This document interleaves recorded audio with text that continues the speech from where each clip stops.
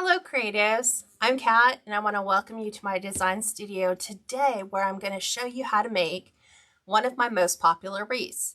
Now I don't normally repeat designs because I want every single wreath that I design to be an original, but sometimes it's just doing little subtle changes, finding new ribbon, maybe adding an embellishment that you didn't do the first time around, or with all the new products that are constantly coming out, like new Deco mesh, new colors, it's always a great way to kind of look at what has been a really good seller for you.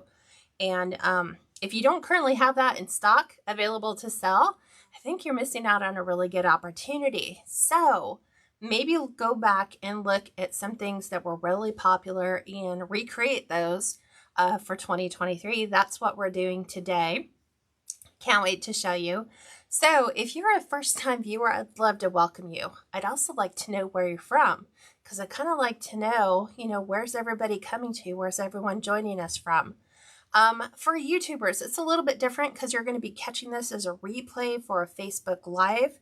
But if you'd love to join us on Facebook, we're here every Tuesday at 4 p.m. Pacific and every Thursday at 11 a.m. Pacific. So feel free to join us. We're going to be at Kat's Creations Wreaths on Facebook. That's how you can find me. If you like this design and want to replicate it, you just click the share button. It's the easiest way to take a tutorial and save it by putting it on your Facebook page. That way it's easy to find when you're ready to put your design together. Also, if you're not currently following me, I'd love to invite you to not only like my page, but to follow my page. And Facebook made it difficult to find the follow button now, but if you can locate the like button, there's 3 dots over to the right from that. Click on that and you can actually click follow. What that does for you is when we go live and you happen to be on your device, you should receive a notification that says Kat's Creations is live. And then you can click on that notification and join me. Also, I'm trying to think of what else I was going to do. I'm going to tag this post right now because otherwise I forget to do it. So give me just 1 second. Let me refresh my page so I can see your amazing comments. And let me go ahead and pull my comments up. And then hopefully I can do this correctly because I put my keyboard back out here, so it's easy for me. And of course it's still doing what I don't want it to do, which is capitalize everything. There we go. All right, I also pinned the website. Hi Arvina.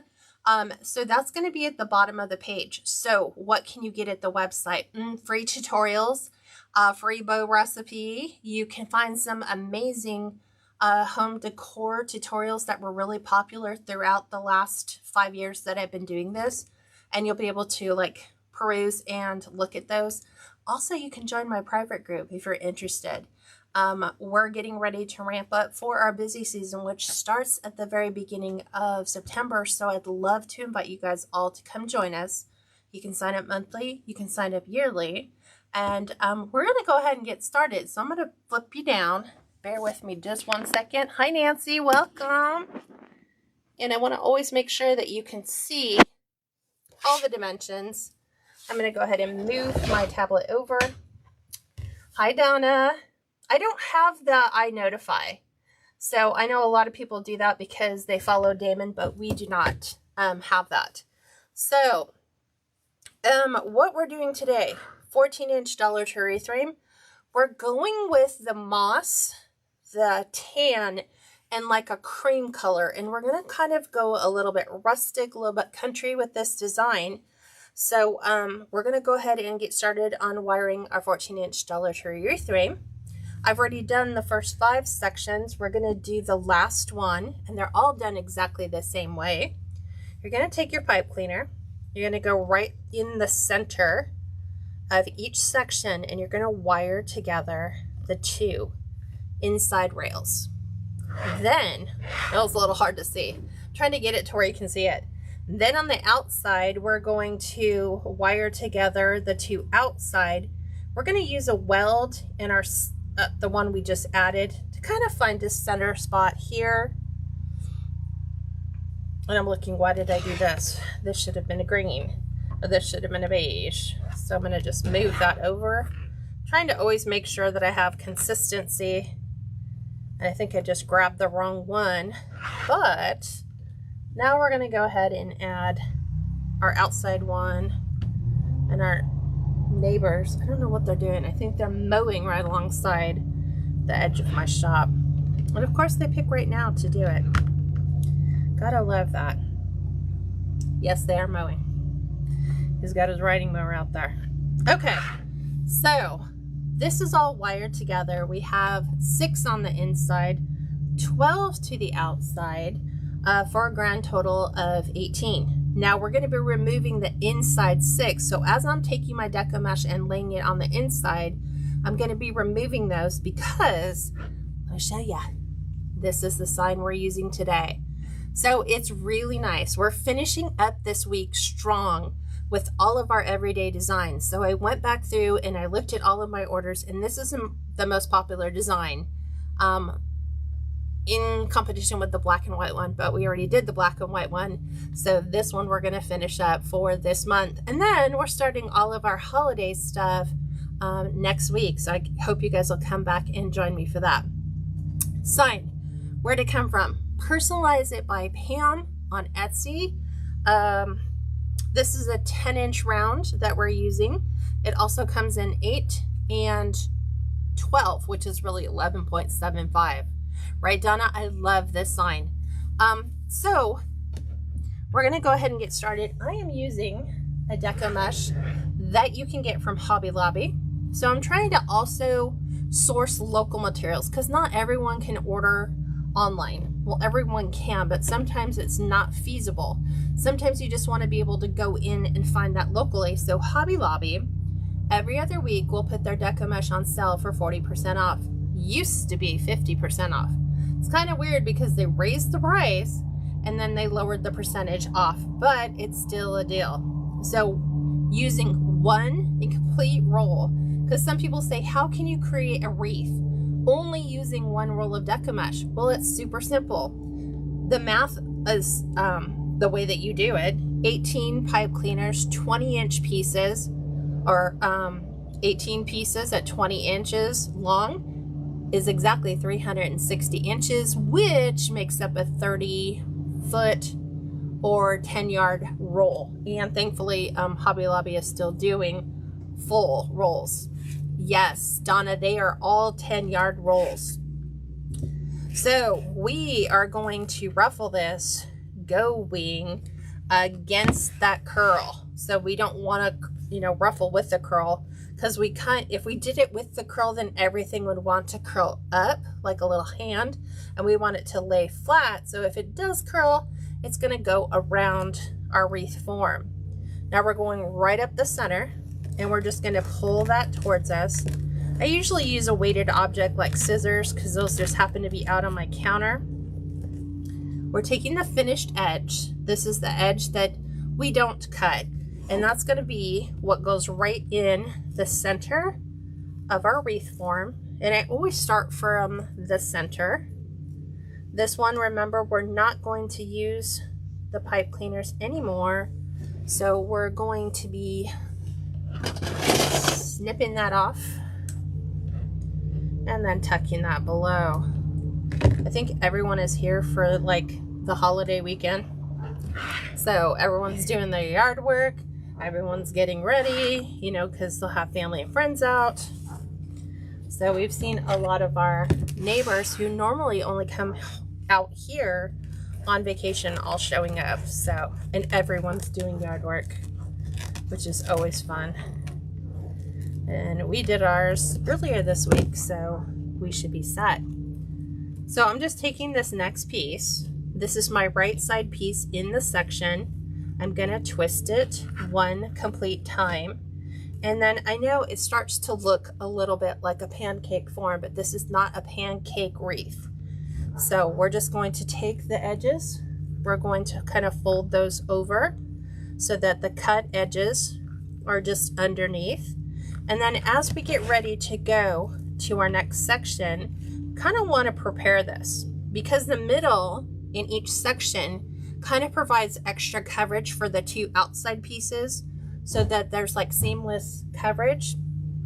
And then here, in between each section, we don't have anything. You could put in an extra piece of deco mesh, but then at that point, you'd have to go into your second roll. So I'm gonna go ahead and do this. This particular deco mesh, because it is a jute burlap, cannot be cut with a wood burning tool. So you're gonna have to do it the old fashioned way, which is with our, our rotary cutter. So again, I am taking and making sure in my section, this is the left side piece, I'm folding the edges over, and then I always want to make sure that my two outside pipe cleaners are available so that when we do come back in and add our ribbon, bear with me one second.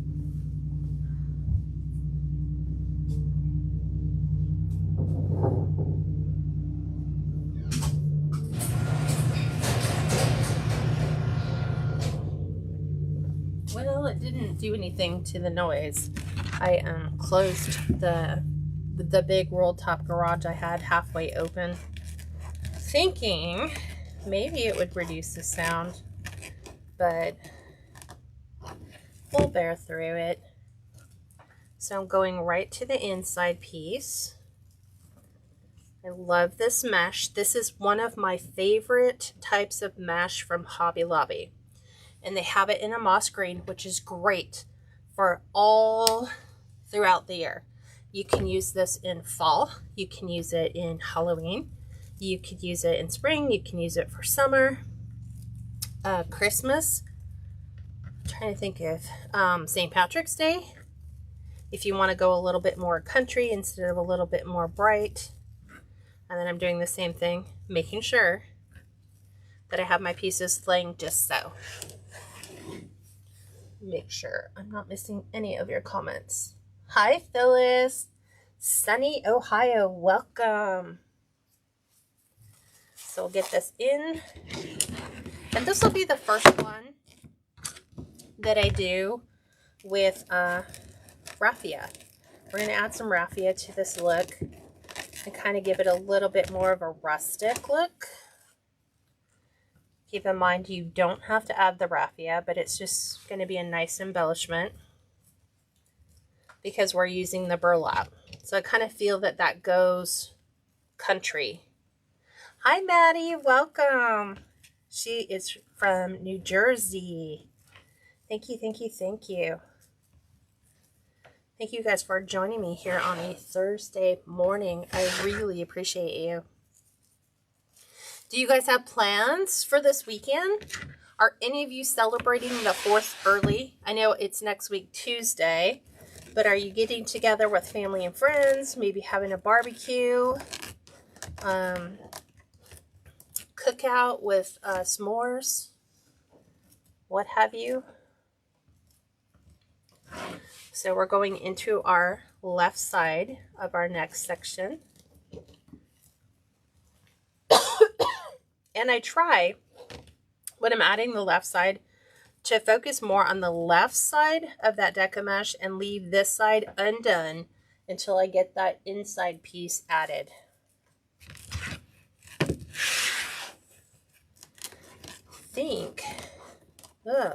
I want to say next week we're like supposed to get up in a little bit of a flirting with 90-degree temperatures on 4th of July. I pray that does not lead to fires for people just being irresponsible. Okay, so once I remove the, twist off the rest of the pipe cleaner I don't need, I cut it right at the where it's done twisting, and I just tuck that little piece inside, and then I have to tuck it back under our left side piece, and then we're ready for the right side. And sometimes you just have to push the rest of your pipe cleaners to the side so that they don't interfere with everything else you're doing. And we have new ribbon to put into this design. And this is the first time we're using this mesh on our live for this particular design.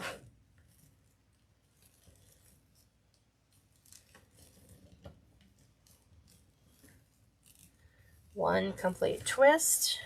Remember, we need to finesse our mesh so that we have access to both of our side pieces. And then as we're getting ready to go into the next section, we need to take that outside edge on the right side part of your piece and get that prepared for your left side deco mesh piece.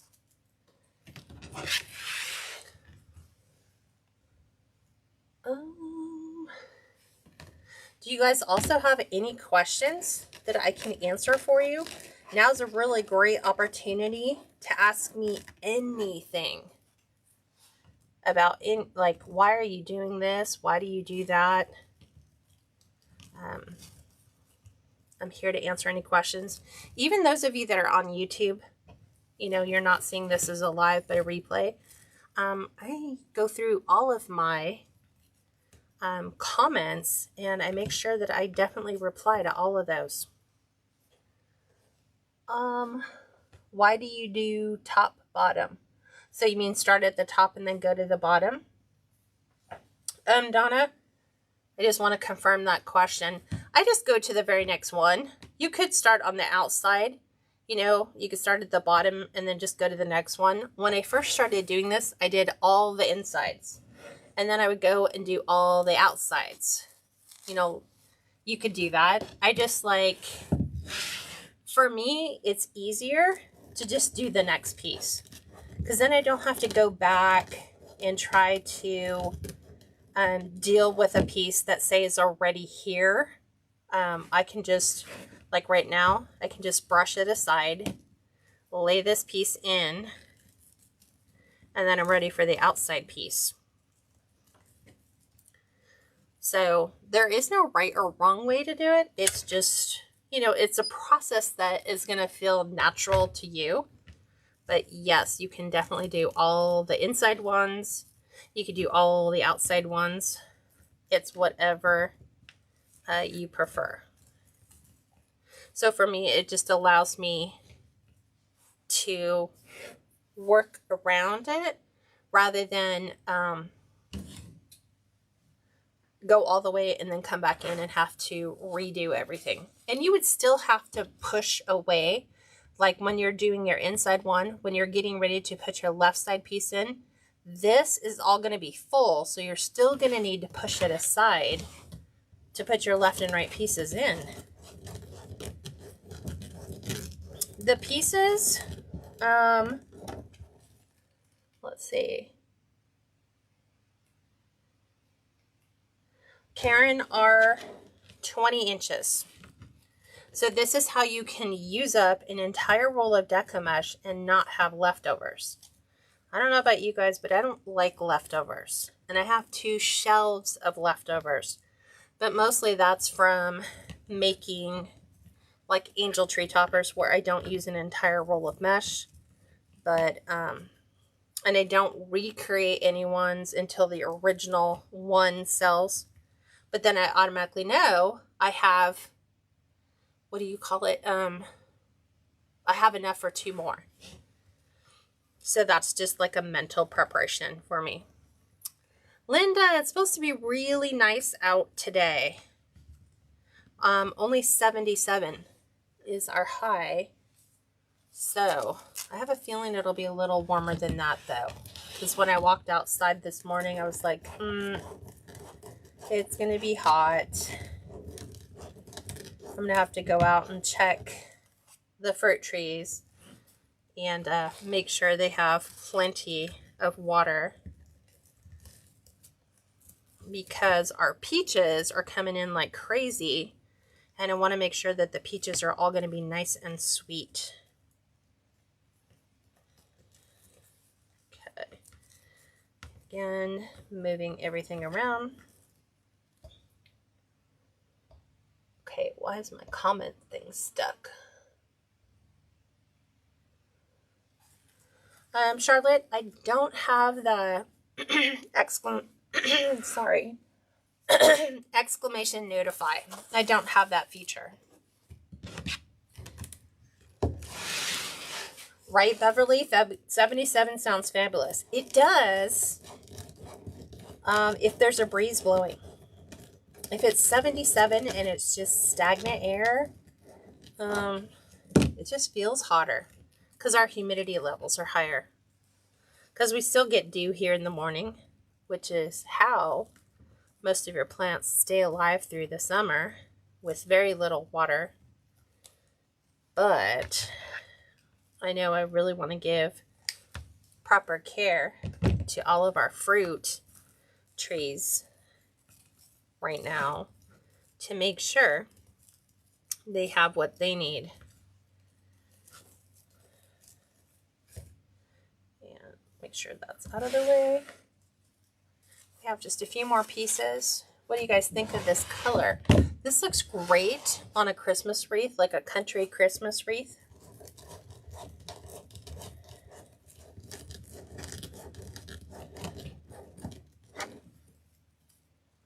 Better stock up on canning jars. So true. I had my son-in-law come out yesterday because he was dropping some stuff off that he still had from his move, and I was showing him the orchard and how heavy the peach trees are, that they're actually pulling the branches down.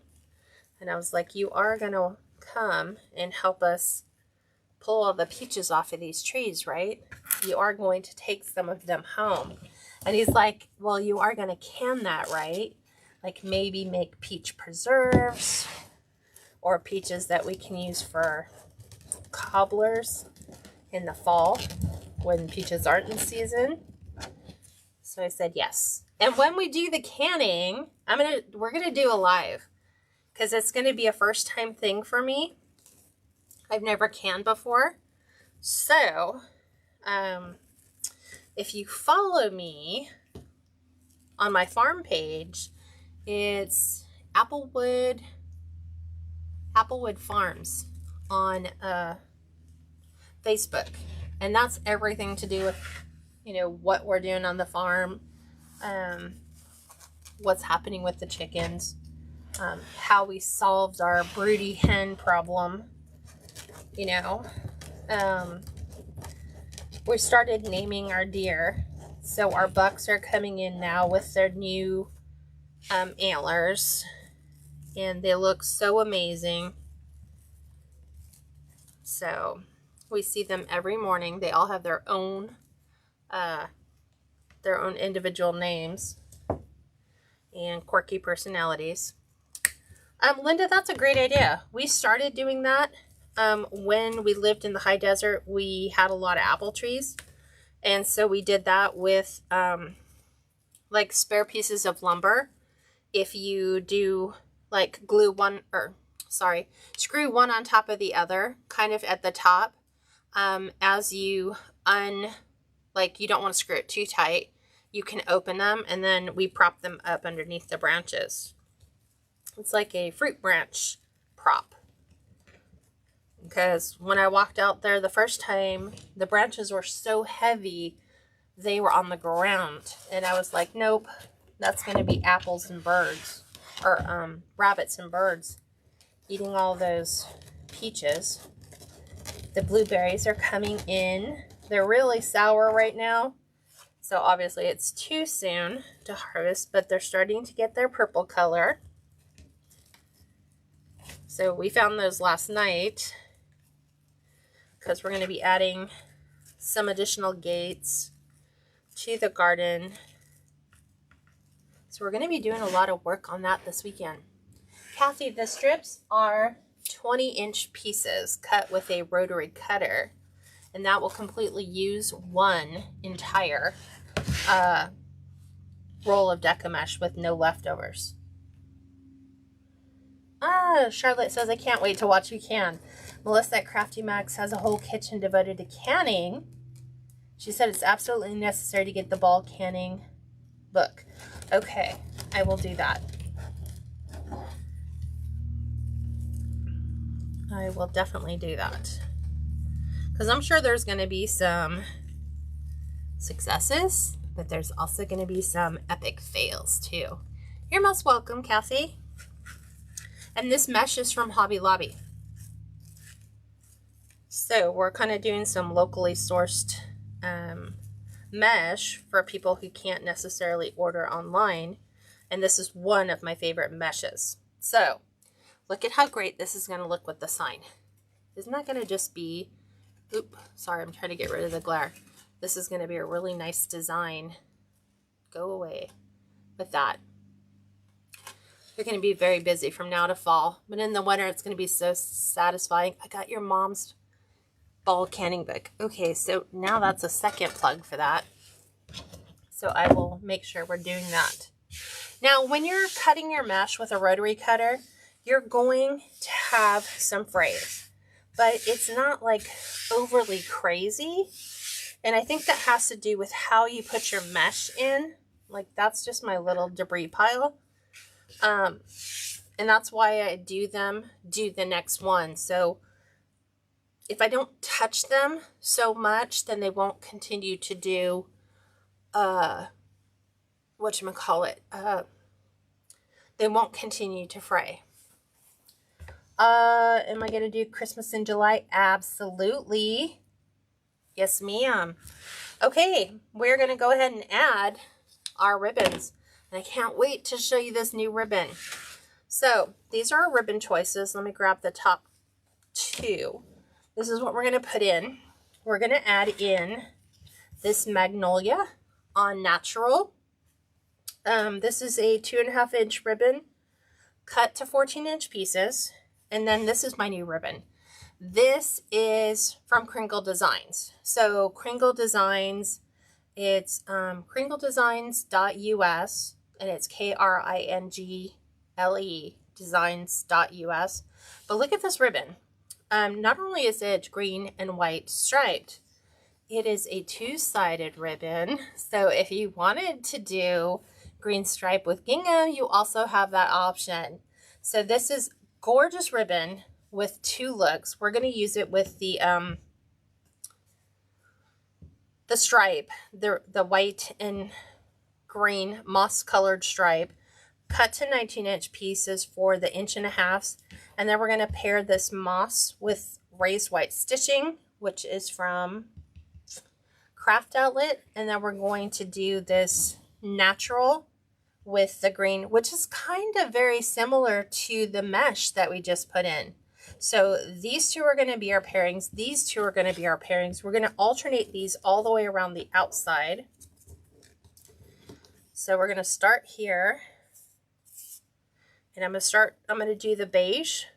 All my beige pipe cleaners are going to have the Magnolia print with the green and white. So these are what I call half bows, because half bows, a full bow would contain, what is it, 2 loops and then 2 tails. But this is more like a 3D awareness ribbon. So I'm just bringing my dovetailed edges together, and then I'm going up about 2 inches from the top, and I'm going to pinch in.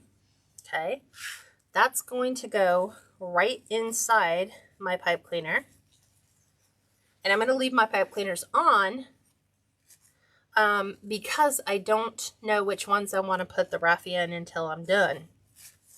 And then you have to right side one part of your ribbon so that you can see both your Magnolia and your green and white stripe.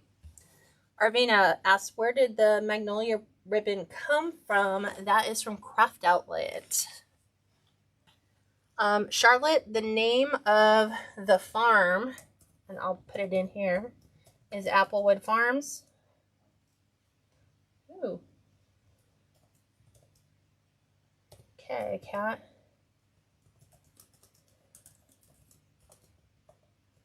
Applewood Farms on Facebook. There we go. So it's all one word. So we just decided we'd migrate all of that over to that page. That way people who want, you know, updates on chickens and farming and fruit and canning, we'll just keep that all there. And then I always have people who suggest, well, I know what you can do with all your leftover fruit or veggies. Just put a little stand, you know, at the end of your driveway. We are at the end of a dead-end street, and we're like 4 houses in from the dead end. And we're on a very rural street, so we don't have any traffic here. And even if I went out to the main road, that street is still not heavily traveled. It's more like the people who live between the 2 major highways are the only people off that street. So there's that. Aw, thanks. Let's see. Belinda, thank you for coming and joining me today.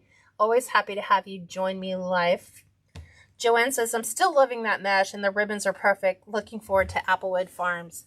Thank you so much.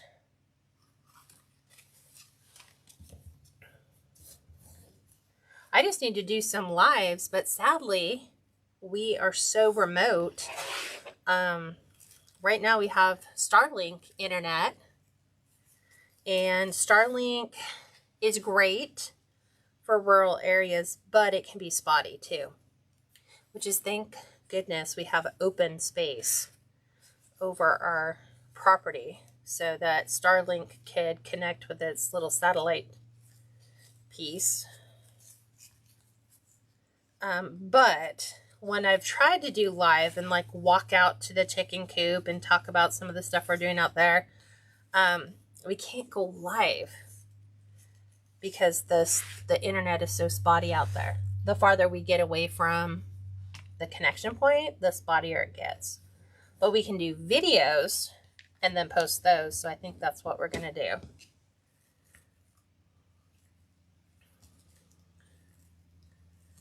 You're more than welcome, Brenda. I love talking to you guys while we're putting together another design. If you guys have any questions, please feel free to ask. I'd love to be able to answer those. Kathy says, so are you guys hanging your wreaths anywhere besides front doors, like on the bedroom and living room wall? Absolutely. Places I put my wreaths are above bedrooms, you know, especially like our home decor is mountain. So I have them over our guest bed, over our master bed. I have them, depending on the design, on my photo wall, like my family photo walls. I usually do a little bit smaller, more flat design for that. Besides the front door, I have them in my kitchen over the stove because we have like a little like pot shelf above that. And then we have, you know, the vent for your stove. But our vent is like, it's wooded up, so I can actually put a wreath there. We do the swags, seasonal swags on all of our outside, like porch and light sconces.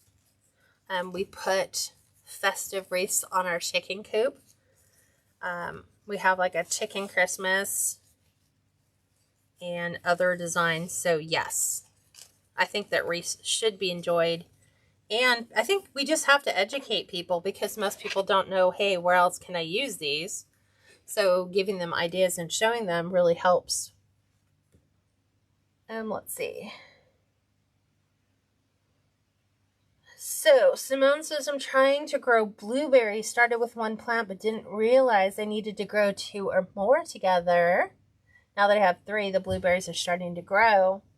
I'm not sure it is going to be a good harvest though. Yeah. So a lot of plants, because they're self-fertilizing, need additional plants, like our apples and peaches do that.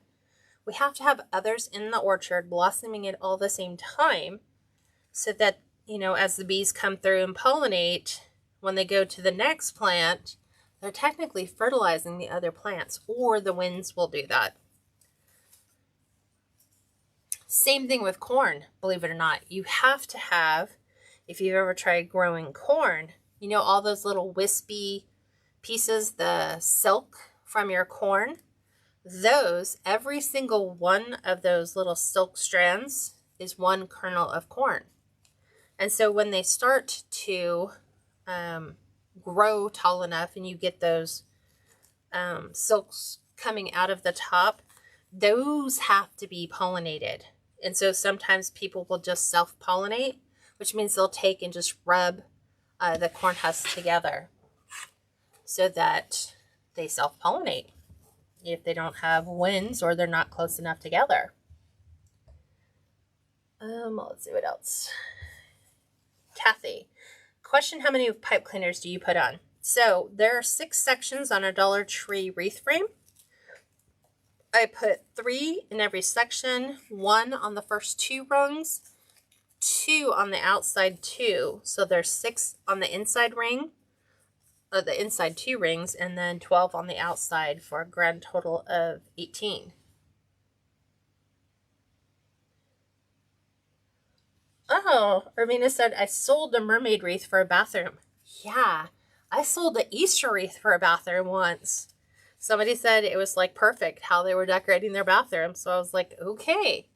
So yes, we have to like tell people wreaths are not just for the front door. We need to show them, hey, here's another use for them. I even take, I want to say the 16-inch or 18-inch evergreens, and I will put those, I will design them seasonally. Then you just take them and you hang them up and over those light sconces, and those make for super easy decor for your home. And it makes it look super classy when you're walking up to your porch. So Charlotte says, I have a beach one in my bath pointing to the beach shower curtain. Also one in my laundry room. That's amazing. I love it. I did a laundry room one a long time ago. Loretta said, how long is the striped ribbon cut? So all the 1.5 inch, the thinner pieces are cut to 19-inch pieces, and the 2.5 or thicker piece ribbons are cut to 14 inches. And I just like mine cut to that length because once I put them in the way I like, if you notice, when I'm pulling these out, the 19 inches allows me to meet the edge of my 2.5 inch at 14. You know, setting aside that little loop that's in the center.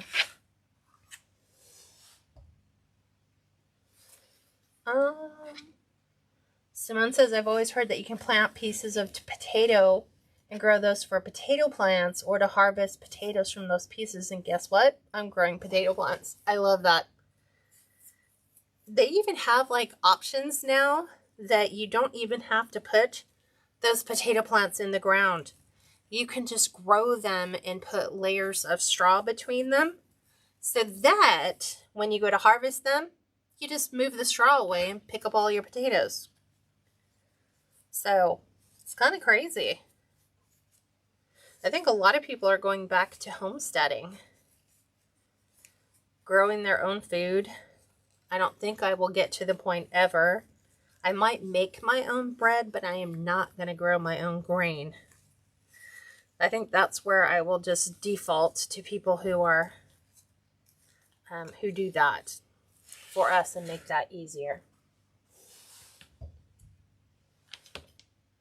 You are welcome, Kathy. Charlotte says, I decorate my front bathroom for every season. Yeah, we do that too. We decorate our fireplace mantle for the seasons. So you can also add a wreath to your fireplace mantle, put that right in the center, and then add like a swag or a garland to coordinate with the wreath that you put in.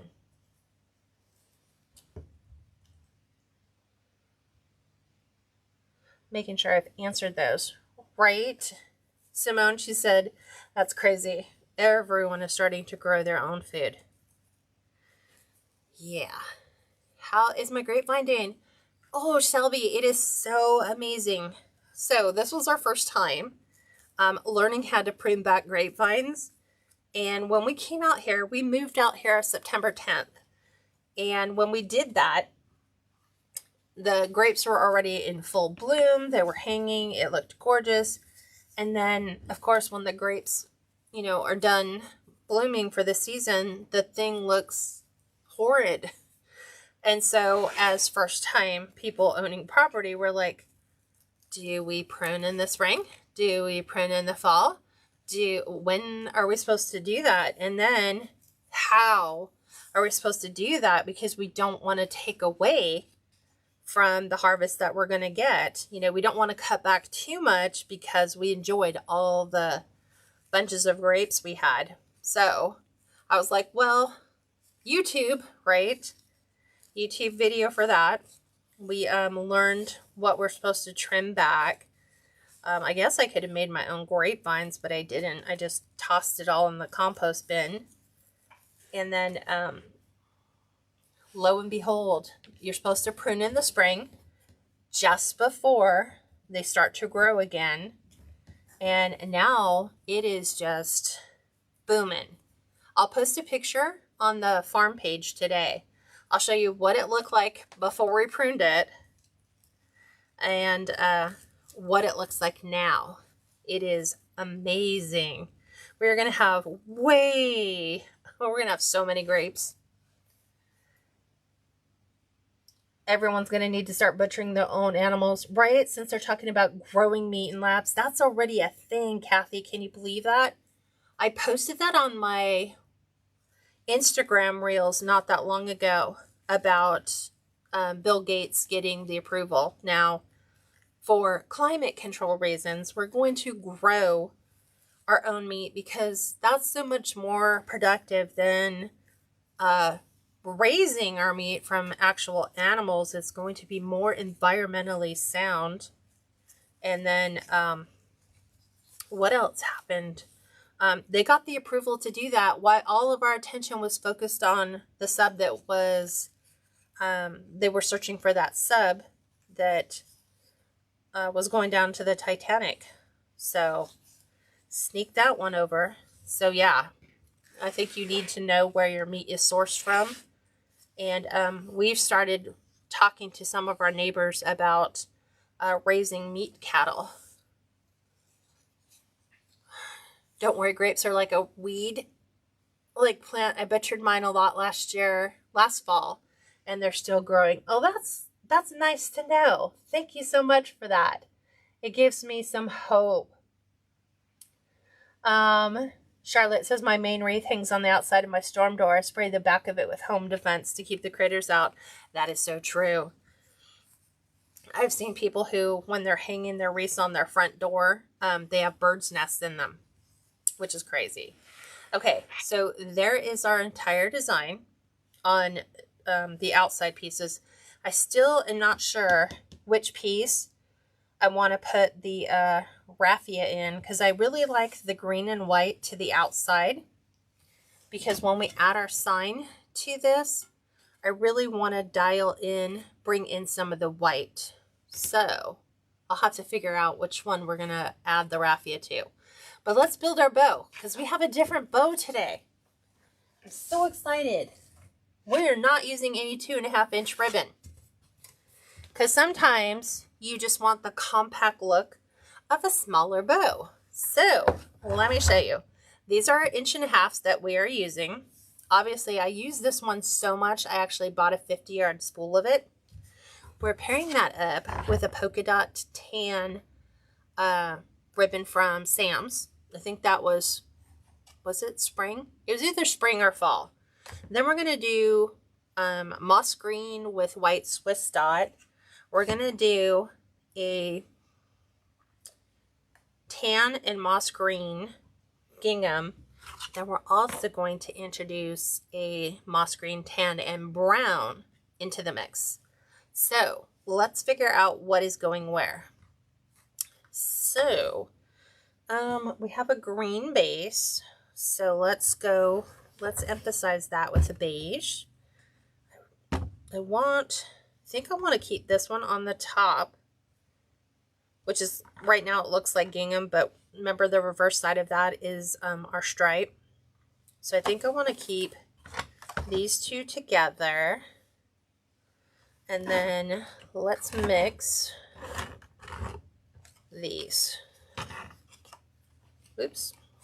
I'm just mixing and matching colors. I think that'll work. We'll try that. Okay, so they're all 1.5 inches.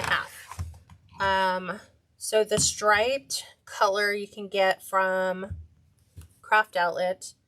The two-sided ribbon is from Crinkles. This is from Craft Outlet. The Swiss Dot is from Craft Outlet. The gingham is from Crinkle. And then obviously the polka dot is from Sam's Club. So using the Bow Dabra, and we're going to follow the exact same recipe for the 11-inch loop bow, which you can find on the website. That's pinned to the bottom. You can download that for free. It comes on a cute little recipe card. I just thought it's a recipe, so it should be on a recipe card. We are going to take 10-inch pieces. We're going to gather and we're going to twist. And everyone can do this bow. It just may take you a little bit of time, but I'm going to walk you through all the steps. Okay, then we're going to, I always take my Bow Dabra and I'm always measuring. So the easiest way to do that is to put it on the 10-inch line, keep this little centerpiece right on the 10, and then as I stretch out my ribbon, I want it to wind up at 5.5 inches. Whoa, that's like 6. No, we're right. Here's 5.5. And then we're going to do 5.5 on the other side. So I just kind of guess, and then I can pull out more if I need it to get me to 5.5, and then back out to 10 inches. And then we're going to dovetail that, which is just take your wired edges, put them together, and then you're always going to cut from the folded side to the wired point. This is your destination. Where you start on that fold determines how deep your V is. There's some people who do just like a little one, so they might have a little V. I don't like that. I like it to be a little deeper because I really want to emphasize that. So see how the destination point is always the same? That one got a little skewed. It slipped. There we go. And so I have a deeper V on that ribbon. So that one's down. The reason why it seems so easy, Charlotte, is I've been doing this for 5 years. So it's just like second nature now. Okay, now we're going to do, did I get these out of order? Yeah, we're going to do Swiss Dot. So, Swiss Dot. But do I want to do Swiss Dot on top of that? Yes, because I want to break up all that. I know it's polka dots and polka dots, but I don't want to put the gingham right now, because then I'll have this plus the raised white stitching, and then it just really throws everything off. So we're going 9.5 inches in, and then we're going to do 5-inch loops here. So again, just kind of eyeball it, but then take your Bow Dabra, pull it back, and then just make sure, okay, your loop's ends are right at 5 inches. And the reason why I'm measuring both sides so consistently is I don't know if you've ever had it where you're trying to fluff a bow and one side of your loops are longer than the other. That would be the reason, is because we're just eyeballing it. We're not really measuring it. So we are measuring so that everything is the same. Now we will do the gingham. So always, and you notice I'm always doing the same process. I always dovetail as I'm getting my ends ready. This one's going to be 9 inches. That gets placed inside with a twist. These ones are going to be 4.5 inches for our loop size. And when I say 4.5, I mean place it on the 10, stretch it out, make sure it's lining up, that the end is falling in line with your 4.5 inches. It's not really a 4.5 inch loop. It's, if you stretch out the ribbon, it would be 9 inches. But here, for intents and purposes, we're making sure, and I'm always making sure my little twists are straight. There we go. So that when I go to do my fluff, it's not all bunched up.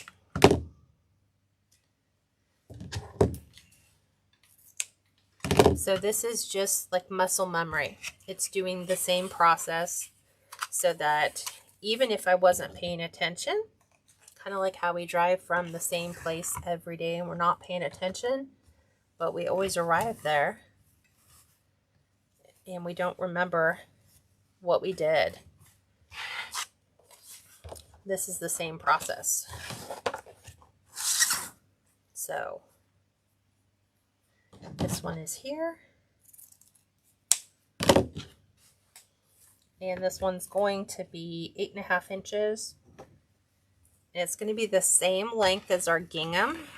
It doesn't have to be if you don't want it to be, but this is this recipe. So they're exactly the same. And I can shortcut it by keeping my fingers in the gingham, putting it in the moss, and just pulling so that I know they're exactly the same length. Same thing here. Just move the tail out of the way. Make sure they're nice and even. And then back it out to 8.5 inches. Dovetail again. And that one's down. 2 more to go. Let me see. Just making sure. Charlotte, you'll get there one day. What I can tell you is one day I was making a bow and I had struggled like everybody else.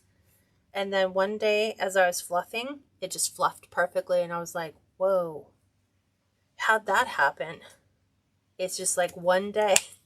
Like one day as we're getting older, we reach down to pick something off of the floor and we are having difficulty getting back up again. That just happens all of a sudden one day. It's not like anything changed. This is like age suddenly hit. Well, in this case, it is practice that you've been working on just becomes permanent for you, and then you can do it. So this one's an 8-inch tail with a 4-inch loop. Do the same thing. Make sure we're at 4 inches and then back out to 8. Dovetail that end. There's that one. And then our last one is our green and white. I'm almost out of this. This is going to kill me. I have to find more of this ribbon because it's just so gorgeous to work with. And remember, it's 2-sided, so we have the gingham with the stripe, but we're going to be doing the white and green stripe. So this one's going to be 7.5 inches in. We're going to go up and over.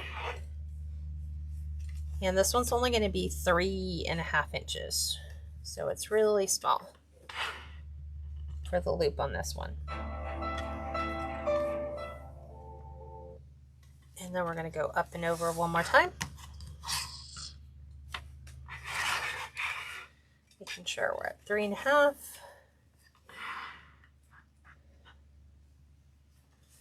and then back out to 7.5 inches. And then the fun begins with fluffing. And everyone can fluff. Okay, that one is all done. Sadly, this ribbon is almost gone. I've used it in like 3 different wreaths, of course in all the bows, and then in this one. So we want to make sure that we have that stripe presenting. Okay, pipe cleaner, we always want to make sure that it's ready. So we have that little U shape going. We're going to pick up the entire thing. We're going to squeeze, like compress on both sides, like we're picking up a 3-layer, what do you call it? Club sandwich. We're going to take and drop our pipe cleaner right in the center. We're going to hold it on the bottom because it's easier to manage the ribbon that way and get a good, nice, tight twist on it. Now you can do this with a zip tie. You can do it with floral wire. I just find for me, I need something to grab onto because as I've gotten older, the strength in my hands has gone down. So now we're doing our fluffing. Okay. This is a 24-inch by 24-inch by 1-inch thick piece of pre-cut plywood that you can get at your home improvement stores like Home Depot, Lowe's, and Ace. Or you could just have your husband cut a piece down. I just bought mine pre-cut. And we're going to put in, this is 1.5 to 2-inch C-hook. You just screw it right into the center. And we're just going to use that to loop it through. Zoom in on that so you can see that. It's just looped in the center so that it keeps my ribbon from sliding off the table. And so now we're going to fluff. Everything is flat, right? Nothing is like pre-fluffed. This is our top. This is our bottom. Okay, so we're going to start from the bottom of our bottom stack. We're going to put our tails to the right, loops to the left. Doesn't matter, you can go loops here, tail there. Just whatever you do at the top, you're going to do to the bottom opposite. So we're going to pull our loop out to the right, tail out to the left. So that if I pick all this up, our loops are directly opposite of each other. I know it's hard to see. And then our tails are directly opposite one another. So we're just going to bring down the next set, and this time we're going opposite. So loop to the right, tail to the left, go back over to the bottom stack, and do the exact same thing, but opposite. So that what it's doing is it's alternating your ribbon tails in colors from your loops in color. So everything is like alternate. Then we're going to go down and I'm going to do the gingham here and the gingham there. Again, find it on the opposite side. Make sure they're opposite. Let's grab that in here. Okay, then we're going to do the same thing with our green raised white stripe. Follow it to the opposite side. They're directly across from each other. Then we're going to do our brown. We're going to bring over here. And then the brown over here. And then we're doing our green here. You want to pull this way. This and this go this way. There we go. So that now we have all of our tails confined here. And you're welcome to cut those so that they're equal to your loops if you just want everything really, cute and concise.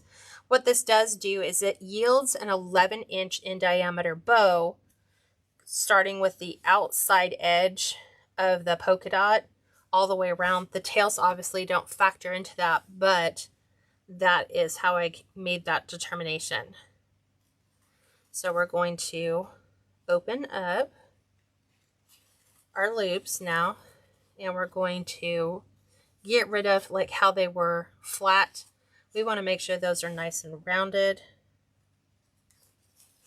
There's that one. There's that. You're going to go through your next two, do the exact same thing. I just open them all up, and then if I want to move them around to where I want different colors maybe to present differently, I can do that. Here's this one and that one, and I'm going to separate these two. I'm going to put them opposite sides. And we're going to do the same thing here, because I want the polka dot to be separated from all the greens. And then to put the curls back in, we just run those through our fingers like so.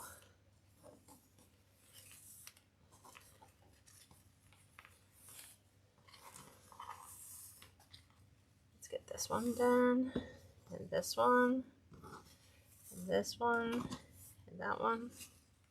And then you can just play around with placement and just figure out what do you want to see where.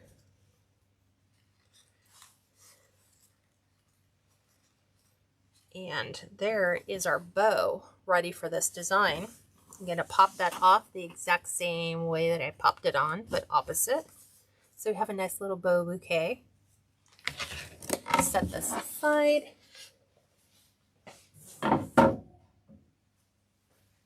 Now we are going to add our sign.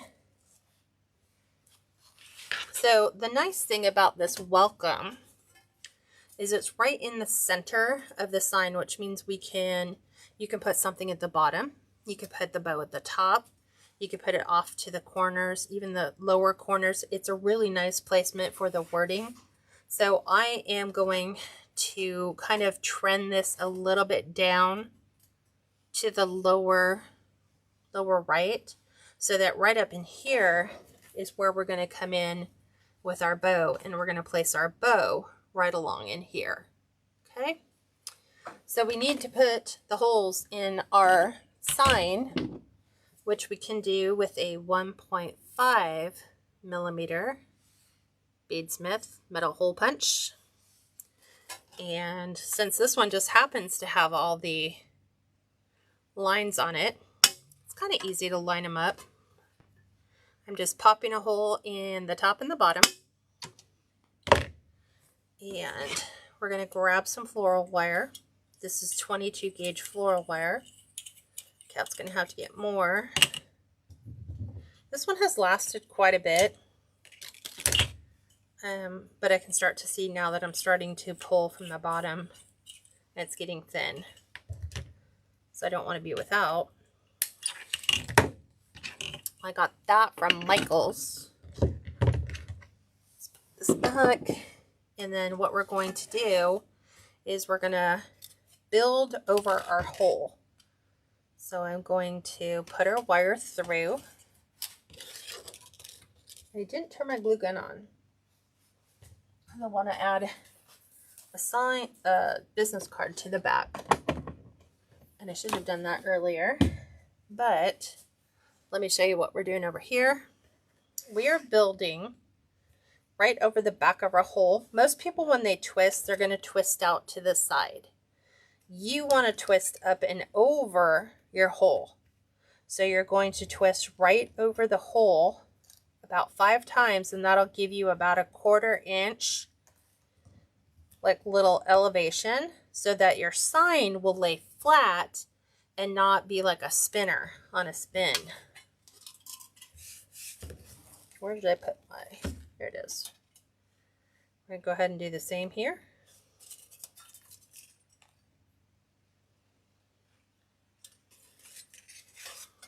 I feel like I cut this one too small, but we'll make it work. I'm going to go right over.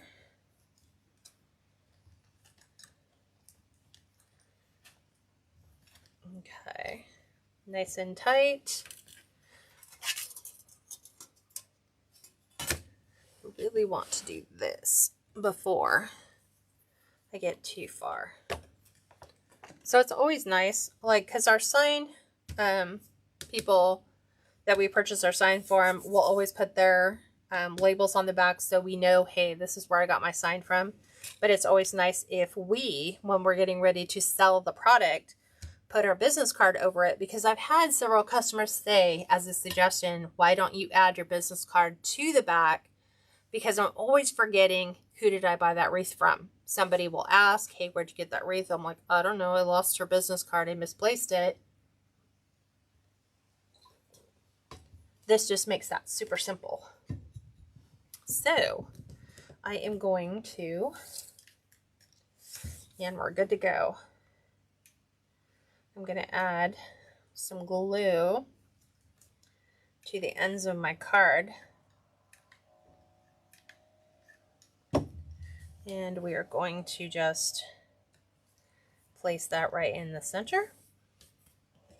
And now we can go ahead and add this. Remember, we said a little bit lower to the bottom. We're not going straight to the center, a little bit lower. But I need to pull up some of my mesh right in here. Let me go ahead and push my sign down. I want to make sure that I'm getting this on, trying to find it. This mesh is challenging to work with. So if you're using a pipe cleaner, you might notice that it gets stuck on the little jute fiber threads that are in here. I'm just going to make sure that gets pushed up. And when I place this down, I'm going to make sure that as I push it down, it's at the level depth-wise that I want it to be. So I'm always pulling back my mesh right in here. I'm going to put this one right where we have our inside, one of our inside pipe cleaners. But I need it kind of off to the side a little bit. Okay, there's the bottom. Go ahead and lift that up a bit. And I'm pushing it too far. It's going a little too far to the right. I don't want it to go that far to the right. Right about there. Okay. Bring it down. Go ahead and fasten that with a couple twists. And then now, right now the edge of our sign is very defined. So just by pulling up little pieces of your mesh, we're going to put in a little wavy pattern here. Just like that. We're going to go ahead and grab that one. Help it be a little on the wavy side so that we are not having that really strong defined line in there. This one I want in so that these two can be on the outside. Just like that.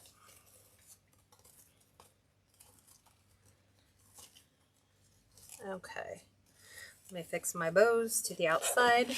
So there's that. Right here, I need to create a bow home, which means that all this mesh right now, if I put my bow on it, it's going to want to stay right here. I need it to go a little bit lower to pair with my sign. So the easiest way to do that is to take all the mesh that you have right here, and we're going to just tuck that down. I'm going to tuck this down so that I create a landing space for my bow, so that now it's going to sit level with my sign. And the way I've designed my bow, knowing where my tails are and where my loops are, just makes that super simple for me to find a good location where the tails are not, you know, hanging way over the sign. I have my loops there, and then I can use the tails to help frame. See, I'm having that issue with the pipe cleaner. It's just getting stuck. on individual little pieces. Oh, here we go. Okay, not too deep. And then give it a couple twists. And then go ahead and maneuver your loops so that they line up where you want them to. I like having my tails kind of flow over the top like this. And then they can kind of cascade down and around the bottom as well, like that. So far, that's where we're at. And now we're going to add a little bit of a rustic flair to this design. Okay. If you want to move your sign down a bit, which I'm thinking I might, I want to move it down just a little bit. So let me just untwist that. I'm just going to move it over a little bit more to the left. And then I'm going to pull it from the top as well and move it down. So let me do that. This is why I don't do a ton of twists, because if I need to make any adjustments in my loops, I can do that. So I'm going to do it right about there instead. So let's realign our wire and get that wired up where we want it to be.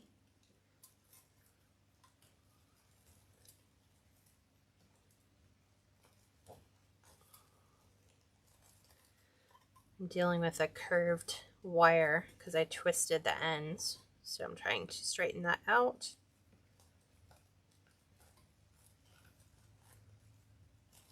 Okay, now we've got it. Move this over right there. Sometimes you have to readjust.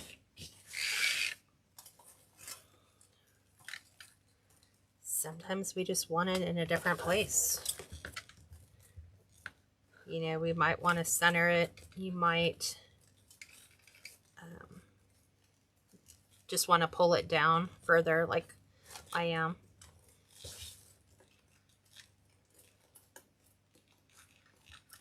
And then we're going to do the same thing. We're going to feather the edge of our design right in here.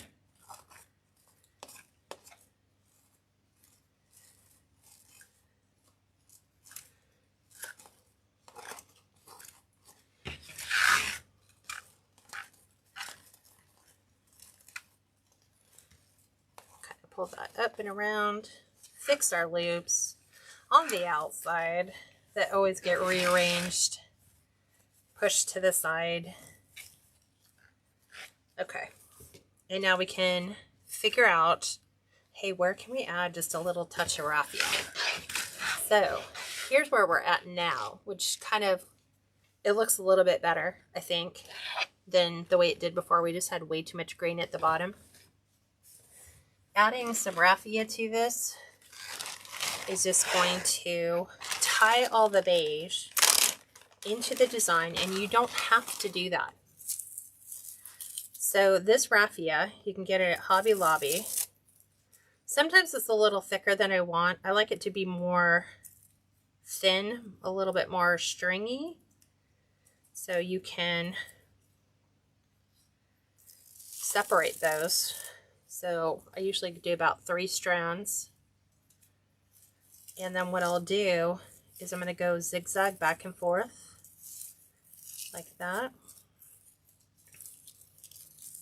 to create little bundles. Let's go a little bigger since I have so long of a tail. Let's go way up, get that one back over. Okay, and let me see. Do I want it here? Do I want it with the green? Or I think I want it with the raised white stitching. So I'm going to stick that inside my pipe cleaner. 2 twists.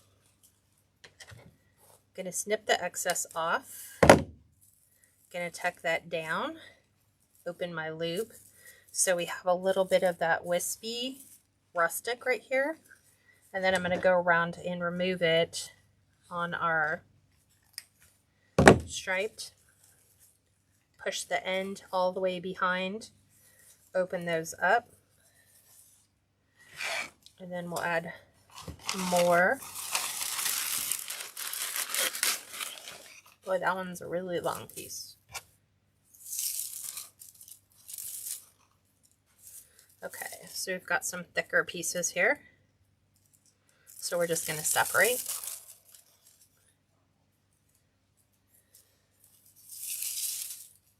And then we're going with a really long piece. I want to say those are 7 inches. I'm going to cut this one off because those are a little too long.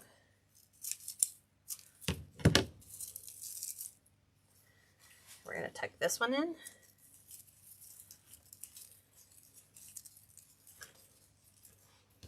Take the excess off. Tuck that behind. Open that up. We're going to remove the extras. For a beige, do the same thing.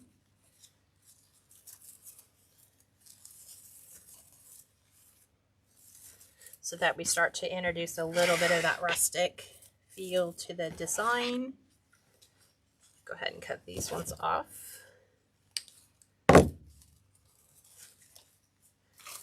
Let's grab another piece, which is way too thick. Separate that.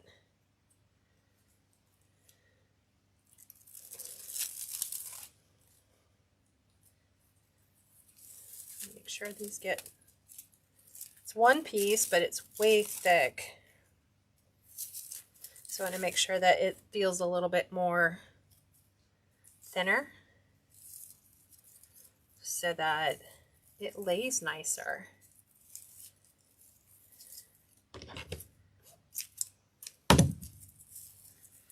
Back under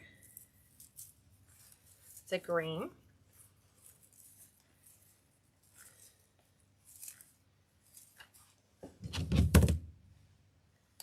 Take that off. Tuck that back down. Let's make sure we get our green in there.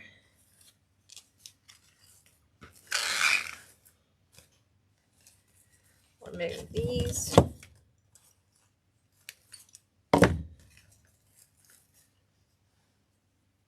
Oh, thanks, Cheryl. Simone says, do you intentionally position the tail so they don't fall over the sign? Yes, I do. That's why knowing where all the tails are when I'm designing the bow just allows me to know, okay, you know, looking at the wording on the sign, where do I need to make sure, you know, my tails are not falling over the sign. Let's make sure this one is separated all the way down. And I'm going to separate it again. Because sometimes it just comes too thick. So I like it more stringy.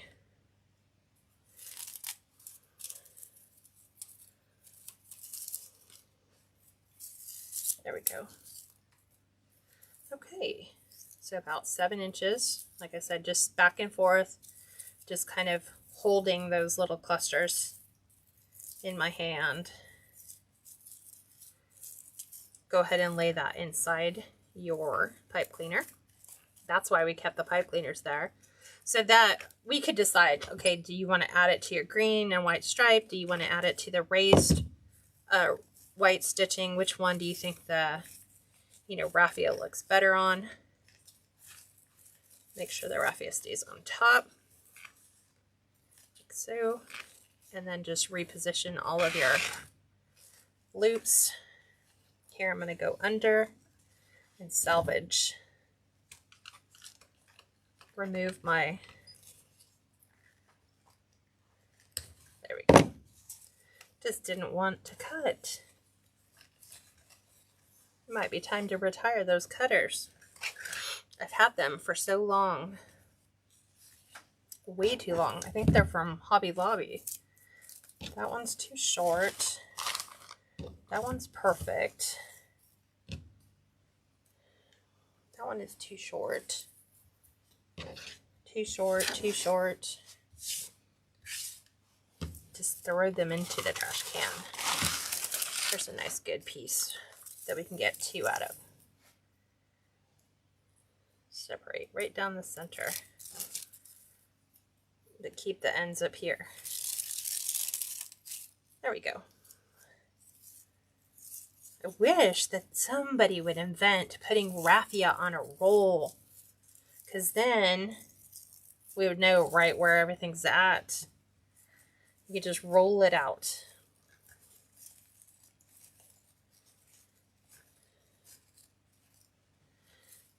Okay. There's that one. And yes, I do them under the bows, because I think that it's imperative that your design, even though you don't see it, it's the same consistency all the way through.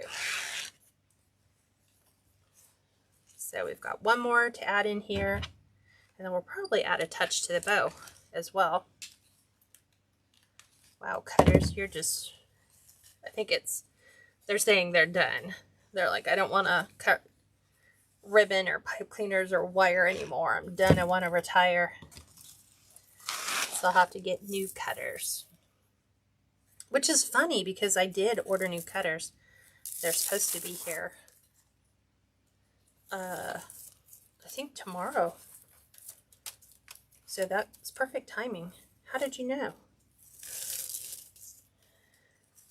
Okay. You need one more piece for this bunch. See how that is so wide? Let's just take one piece of it. And I still think the bottom half of it is a little too wide. So I'm going to separate that even further. There we go. Okay. Let's do our 7s. There we go. Tuck this one in. And then we'll add some to our bow to just kind of tie that into all the ribbons to keep the look the same. Yeah, they don't want to cut anymore. I think they're going on strike. Okay. So how can we add it now that we've already done the bow? Well, super simple. We can just make a little bundle and just tuck it in the top. That's the easiest way. If you wanted to pull your bow out and completely redo it, you could tuck them in to your ribbon again. Let's see, how wide are these? Let's look. Let's see. We don't want too big, so I'm going to go much smaller bundle. I think I'm going to cut it right there. And I'm going to use a piece of raffia to tie my bundle together. And then I'm just going to glue it right to the center. So this way it'll keep my bundle in order. And then I'll cut the little end pieces so they'll be the same length. And then we can tuck that right into the center. So little spot of glue right on our pipe cleaner in the center. We're going to go ahead and tuck that raffia right in the center. Kind of give it a little fluff. And then there is our finished design. Look how gorgeous that is. Very rustic, very everyday looking. Could go on any door. I'm going to go ahead and pivot you up so we can see what this looks like on the door. So give me just 1 second. I always want to make sure my light is in the way. Get you straight. They're not quite straight. There we go. Okay, we're gonna move this one. Set this aside. We're going to place this one. It looks so great on a black door too. Like a light design on a black door or a dark door is always going to make that pop. Obviously darker on lighter doors, those make that pop. So this is just to show you what it looks like when we place everything in its place. You want to make sure that all of your ribbons can be seen along with your mesh. Just like that. Make sure everything's nice and straight. That all of your tails are all straight all the way around so that the customer can see, hey, those go all the way around. And you can still see the mesh. You can still see all the ribbon look. And there we go. What do you guys think? I'm going to go ahead and zoom in on the wreath so you can view that.